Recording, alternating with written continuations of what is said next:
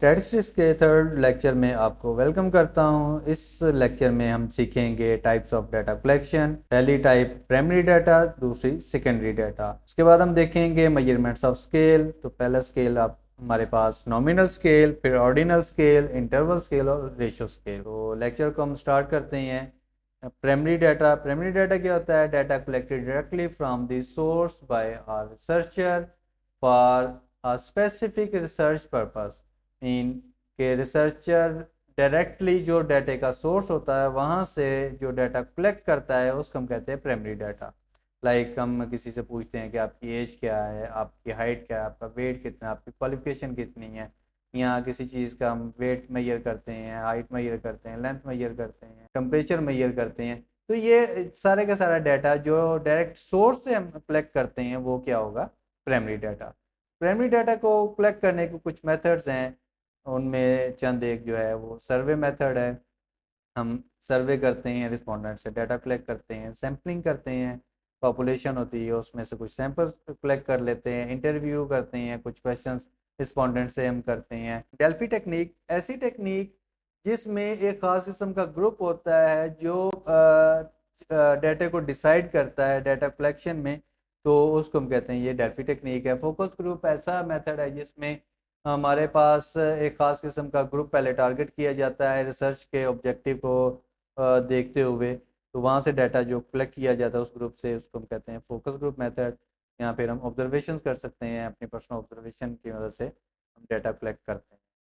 तो सेकंड इसके कुछ एडवांटेजेस भी हैं और डिसएडवांटेजेस भी हैं। तो पहले हम एडवांटेजेस देखते हैं।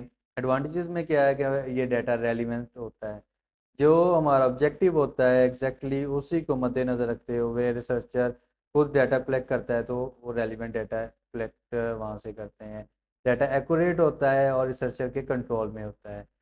इसके कुछ एडवांटेज के साथ डिसएडवांटेजेस भी हैं। तो उनमें क्या है कि एक टाइम कंज्यूमिंग है और दूसरा एक्सपेंसिव है। तो जब हम डाटा कलेक्ट करते हैं तो उस पर टाइम भी काफ़ी लगता है और एक्सपेंस भी काफ़ी होते हैं। डाटा कलेक्शन का सेकंड मेथड सेकेंडरी डाटा है। तो सेकेंडरी डाटा को देखते हैं।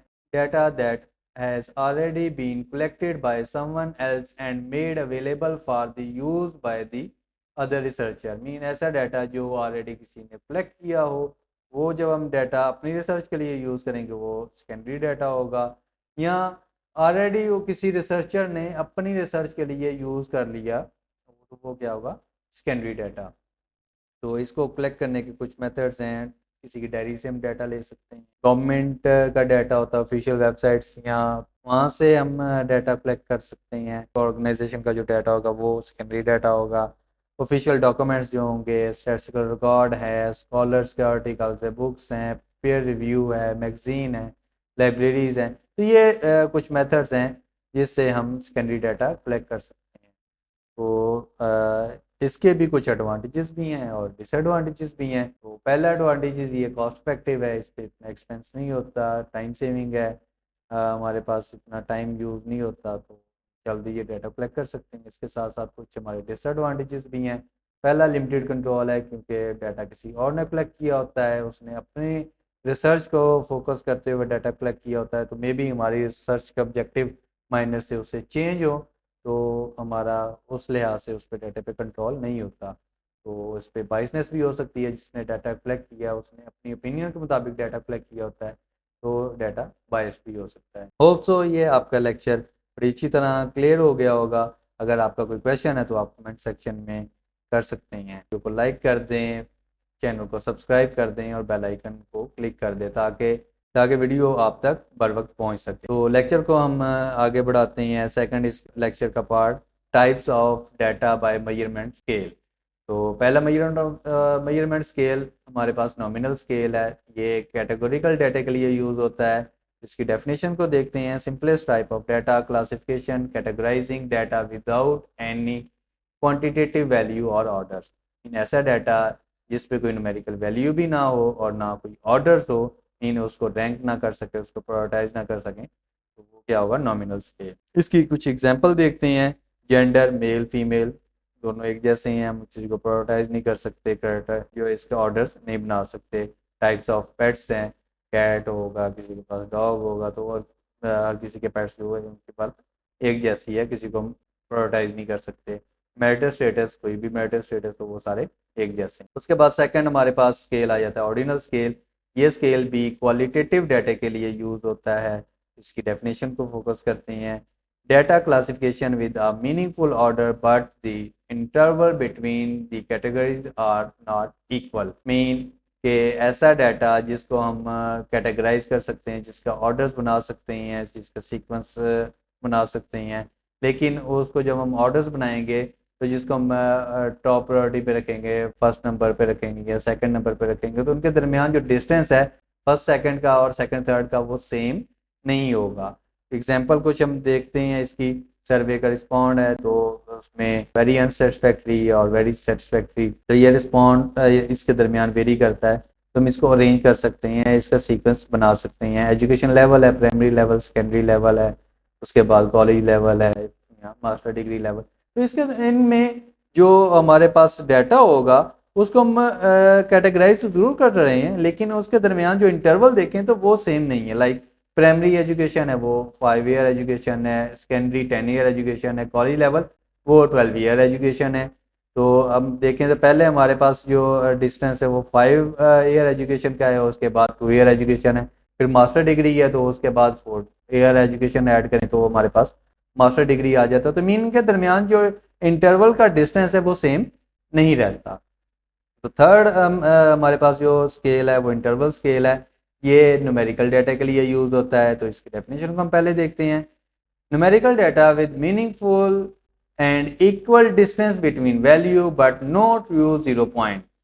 मीन के ऐसा न्यूमेरिकल स्केल है जिसमें डाटे में हमारे पास जो वैल्यूज होंगी उनके दरमियान डिस्टेंस वो सेम होगा, इक्वल डिस्टेंस होगा, और इसके जो मेन कॉन्सेप्ट है इन पे ट्रू 0 पॉइंट नहीं होता। मीन कि इसमें जो जीरो वैल्यू होगी वो नॉर्मल जो हमारे पास जीरो वैल्यू होती है उसकी तरह रिस्पॉन्ड नहीं करेगा। जैसे हम कहते हैं जो जीरो वैल्यू होगी वो एब्सेंस को शो कर रही होती है, मीन वहां पे वो वैल्यू मौजूद नहीं है, लेकिन यहाँ पर जो जीरो होगा उसकी वैल्यू मौजूद होगी।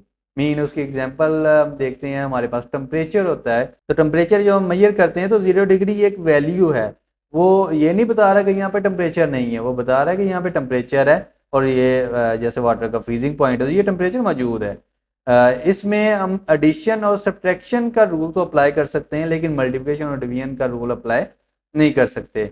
लाइक हमारे पास जो 30 डिग्री सेल्सियस है वो हम ये नहीं कह सकते कि वो ट्वाइस हॉटर देन 15 डिग्री है, ज़्यादा ज़रूर है, लेकिन वो उसको मल्टीप्लाई वाला फैक्टर वो हम इस पर अप्लाई नहीं कर सकते।